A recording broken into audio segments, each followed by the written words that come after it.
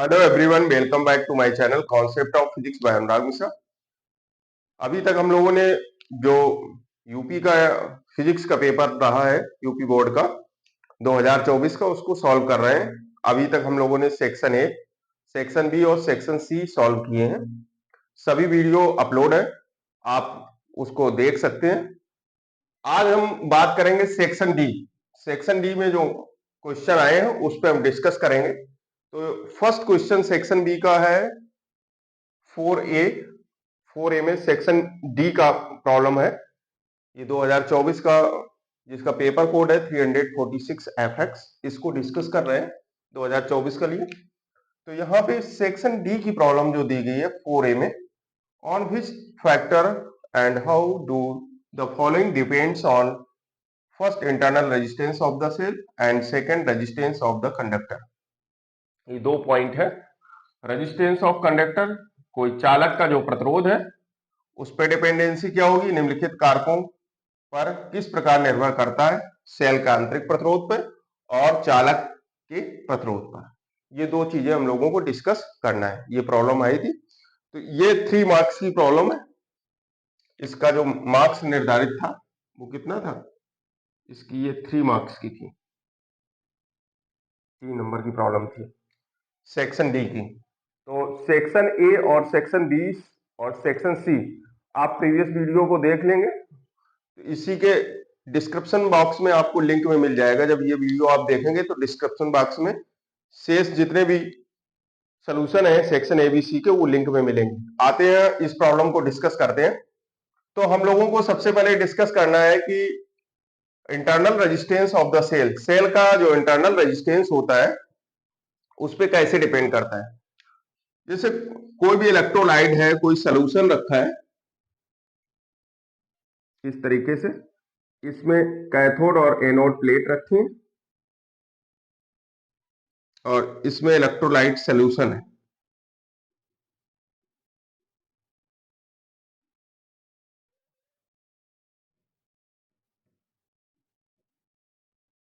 इस तरह से ये प्लेट इसमें रखी है, cathode anode plate.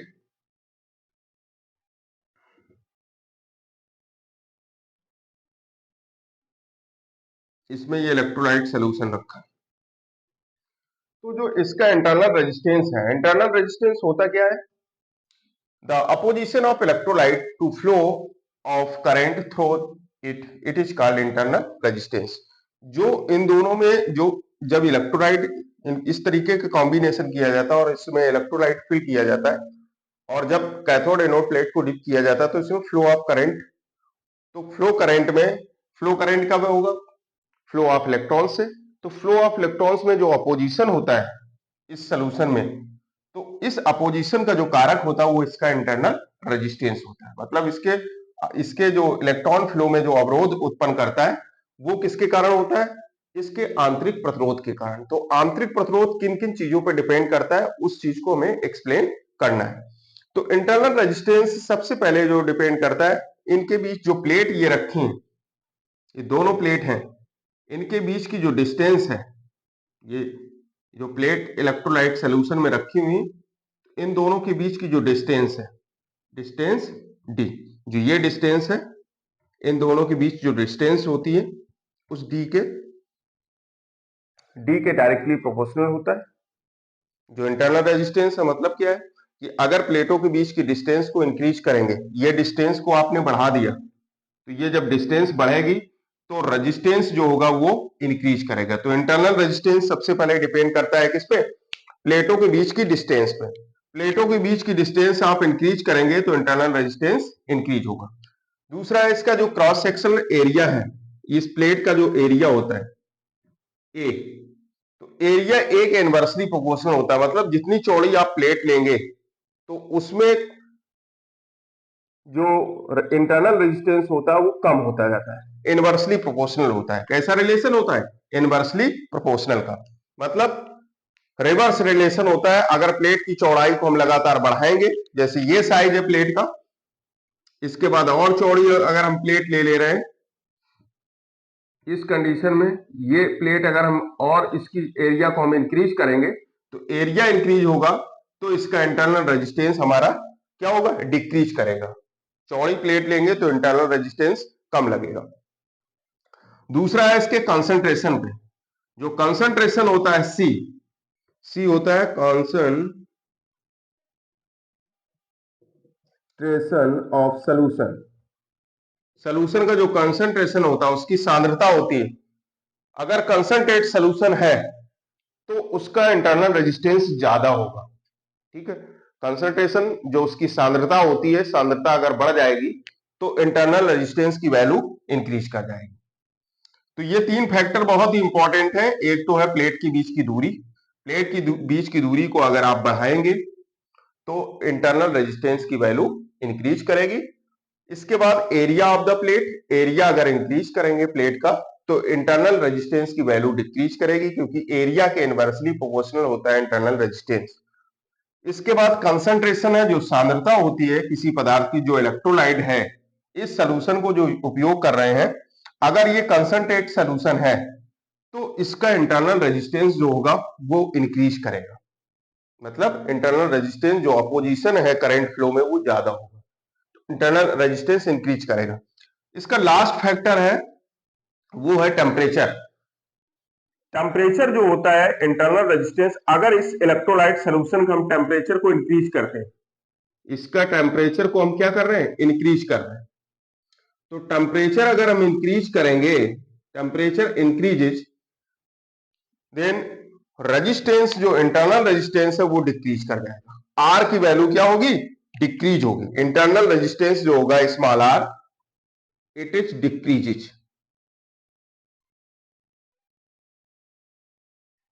Temperature increase होने से इंटरनल रेजिस्टेंस क्या होता है, डिक्रीज होता है।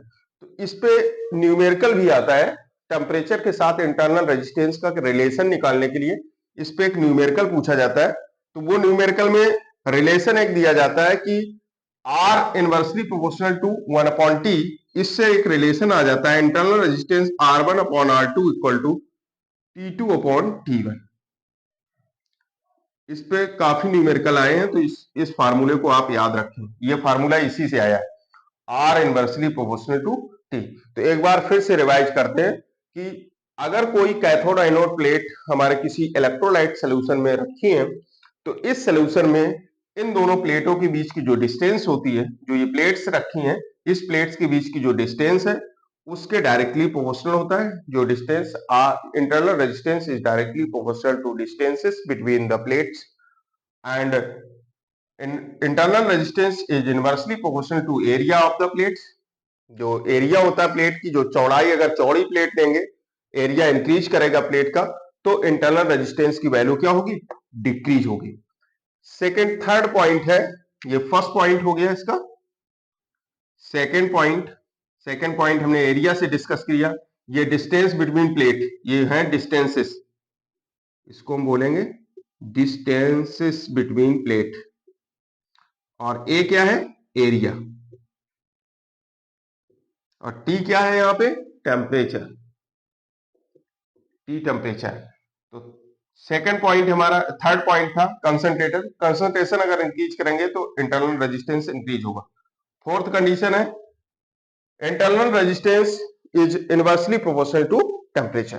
टेम्परेचर इंक्रीज होगा तो इंटरनल रेजिस्टेंस की वैल्यू डिक्रीज करेगी। तो दो चीजें इनवर्सली प्रोपोर्शनल, एक एरिया है, दूसरा टेम्परेचर, ये आप ध्यान रखेंगे। और दो डायरेक्टली प्रोपोर्शनल है, एक डिस्टेंस है between plate and concentration of electrolyte solution. Electrolyte solution का जो कंसंट्रेशन होता है उस पर डिपेंड करता है। और इस चीज को आपको ध्यान रखना है, जो इंटरनल रेजिस्टेंस होता है ये इस इलेक्ट्रोलाइट सॉल्यूशन के अंदर ही काम करता है, और वो उसका काम क्या है, opposition of electrolyte, flow of current. Flow of current को क्या करता है, अपोज करता है, opposition of electrolyte to flow of current through it, it is called internal resistance. तो ये इसकी बेसिक फैक्टर थे, किन किन पे डिपेंड कर रहा है और किस तरीके से डिपेंड कर रहा है। कहीं इनवर्सली प्रोपोर्शनल है, किसी जगह डायरेक्टली प्रोपोर्शनल है। अब हम लोग चर्चा करते हैं चालक का प्रतिरोध।